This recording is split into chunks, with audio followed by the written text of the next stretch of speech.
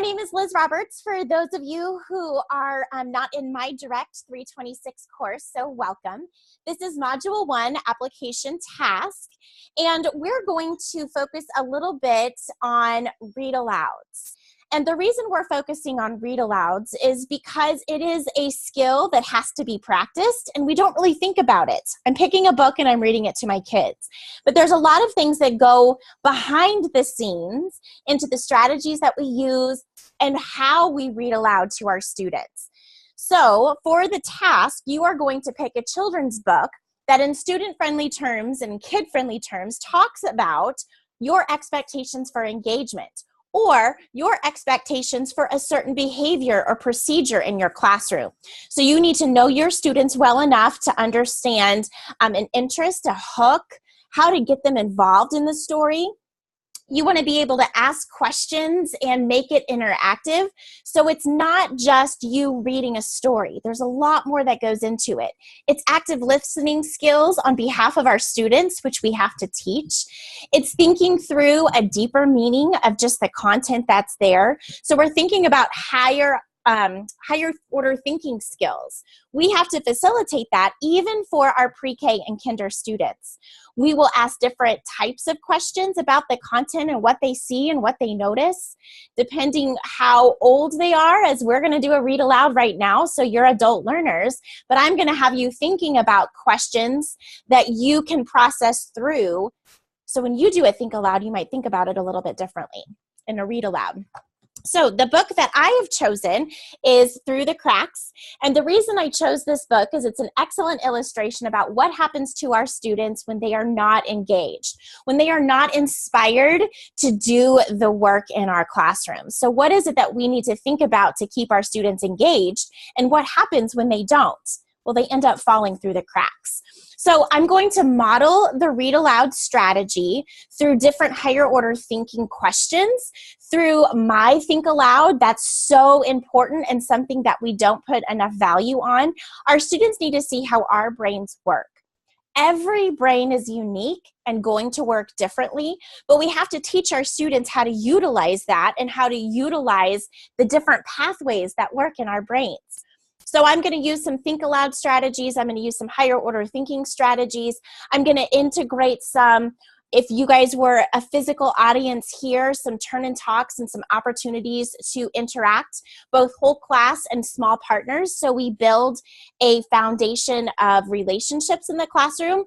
We also build a safety net where I'm not going to call on one student to talk in front of the whole class, especially at the beginning of the year where I might have new students, I might have behavior issues I don't even know exist, and by calling on a student, I might be opening a huge can of worms that I'm not prepared to just deal with at this exact moment.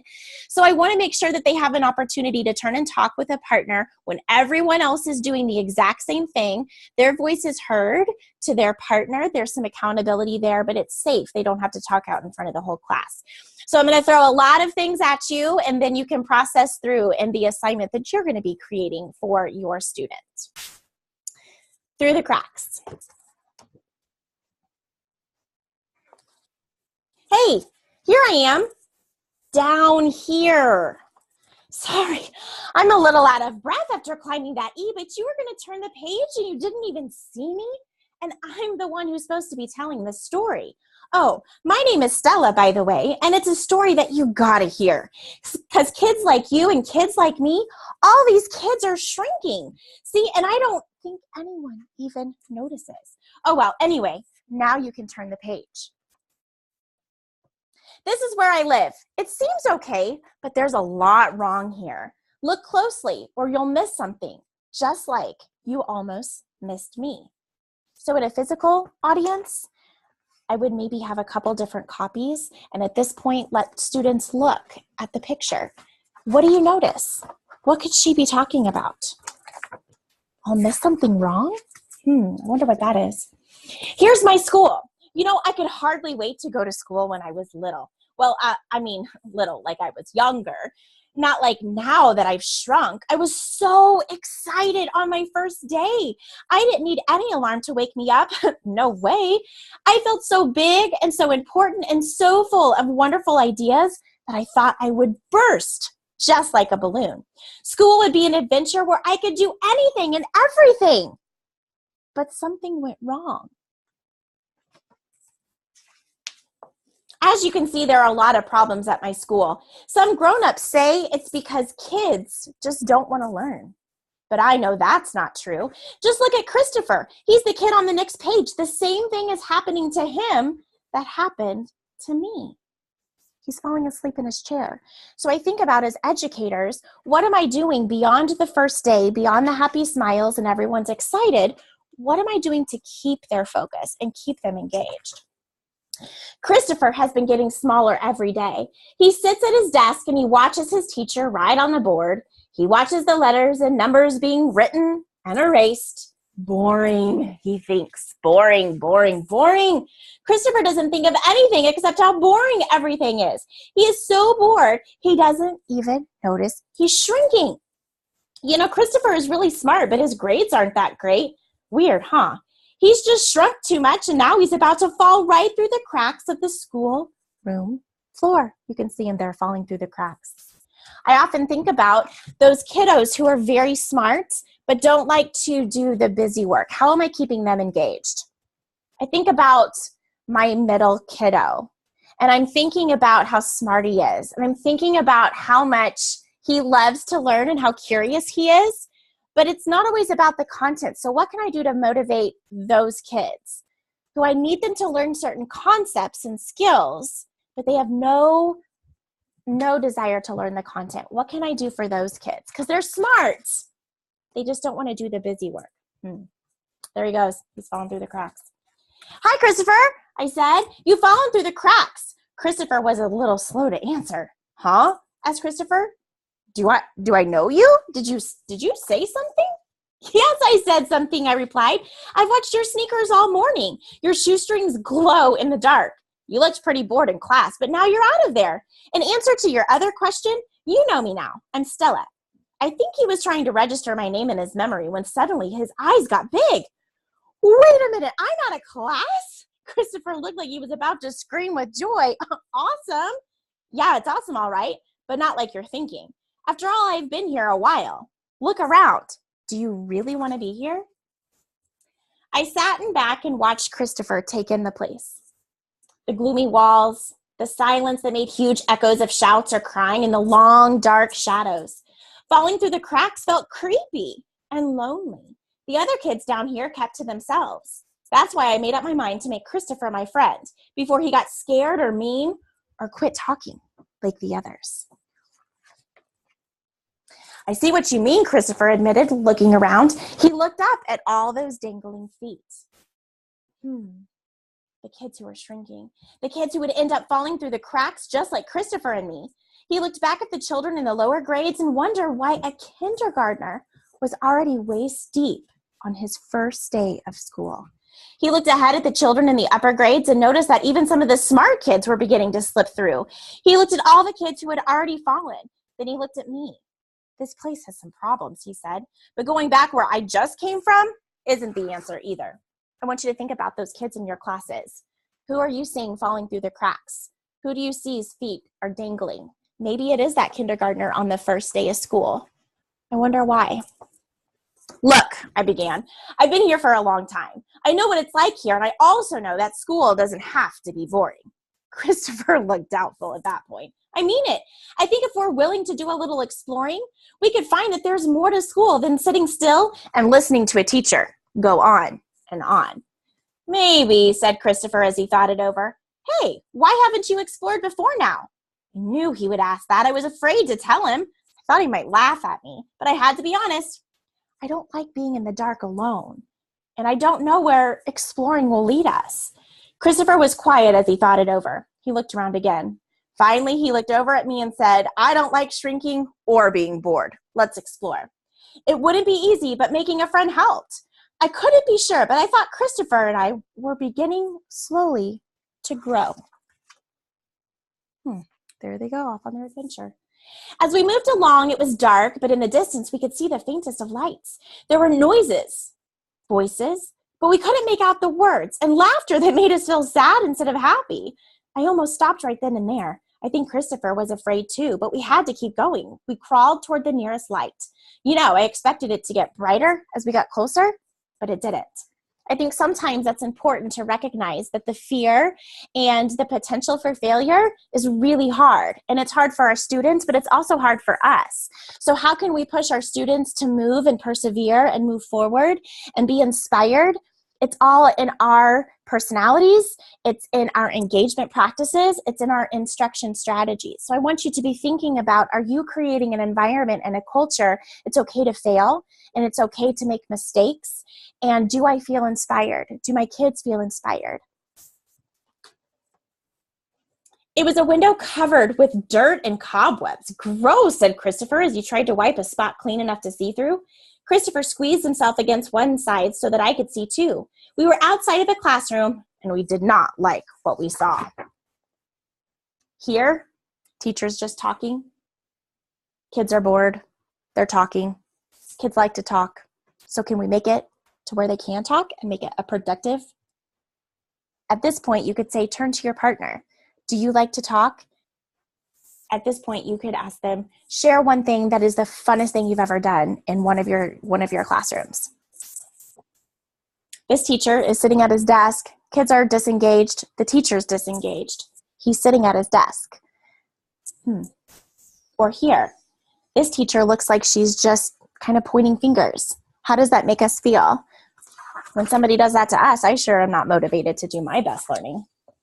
We looked in other windows where more students were shrinking and the teachers weren't having much fun either. Christopher, I said, once as we watched a group of students all staring at one blackboard. Does this remind you of anything? I don't think so. Why? Christopher asked. Because it reminds me of television. All those kids are just watching. No one is doing anything. I always liked to watch TV, but this was too much. Just watching, even TV, was just boring. Christopher smiled at me. I think we're growing, Stella. I think you're right, Christopher. So what are some of the things that they're noticing as the kids? They don't like to sit still either. We like to move. We like to get up. We were growing too. When I first fell through the cracks, I thought the noises in the distance might be monsters. And I thought the lights beyond the shadows were raging fires. In other words, I thought the worst. But I was wrong. The monsters were fear and silence. The distant noises weren't so scary when we got closer. They were voices, students, and teachers talking and planning together. We weren't used to so much talk in the classroom, not behind the teacher's back, but kids were actually talking about their work and sharing ideas. Christopher and I began to seek out the brightest and loudest windows. A good thing, too. We weren't so small anymore, and the brighter rooms had the biggest windows. Sometimes we couldn't believe it was school. Stella, look at this class. Christopher pointed through a window, and it was amazing.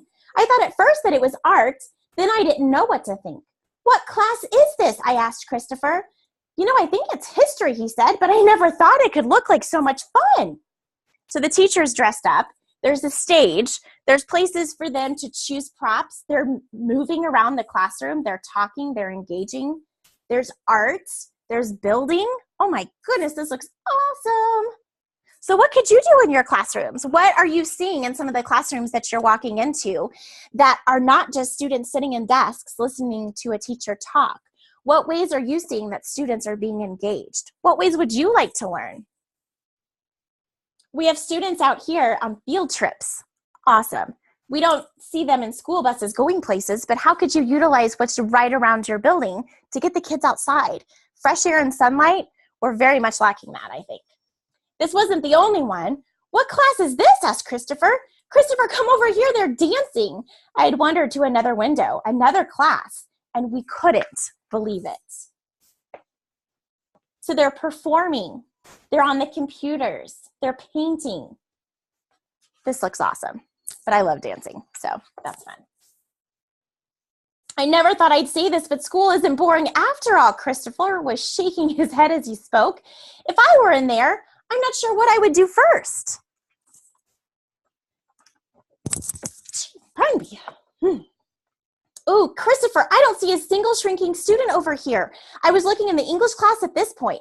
No kidding, he said as he hurried over. No kidding. So that looks like a guest speaker. They brought in manipulatives. They're watching the history and the culture.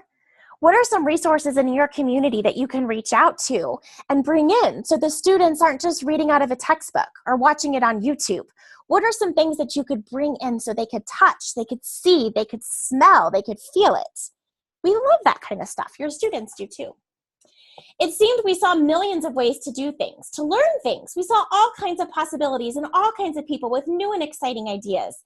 Everyone was working together. Some people were good at numbers. Some people were good with words, and others were good with pictures. Hey, Stella, something is happening. Christopher was right. The light was getting brighter, and I felt different. I think we're growing. And it was true. Christopher and I found a way out of the darkness. We were no longer on the outside looking in. Christopher saw himself drawing and looking through a microscope, and he was back. And me, I taped an interview with my grandfather and was writing a historical narrative. I was back too. I like school now, and so does Christopher. We're not just watchers anymore, and we're thinking, not shrinking. And this is where I live. So I want you to think about, how are you getting your students engaged and excited about learning? We're not here to stand up and just merely be entertainers. We're here to inspire, and we're here to motivate, and we're here to engage our students so they learn the content that's going to help them later on in life.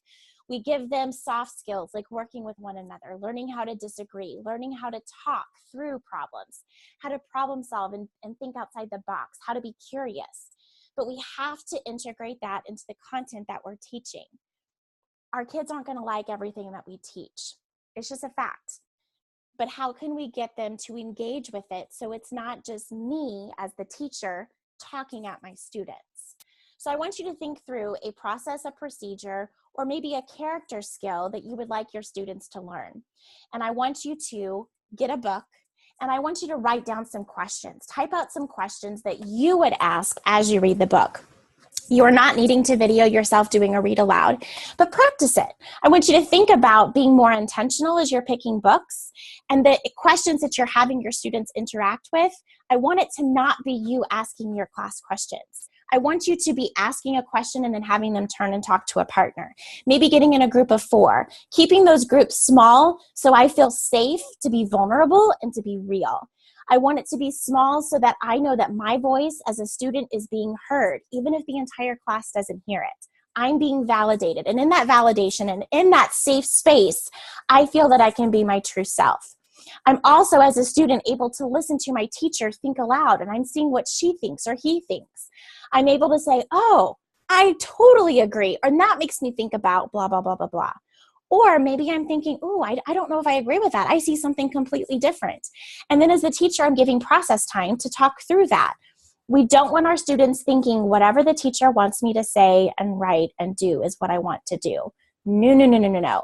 Just like in the introduction, we want our students thinking above and beyond. If I'm controlling too much of the conversation, if I'm doing most of the talking, I'm a lid to the creativity and the curiosity of my students, and we can't afford that in our kiddos. So if you have any questions, feel free to email your instructor, and you guys have a great day.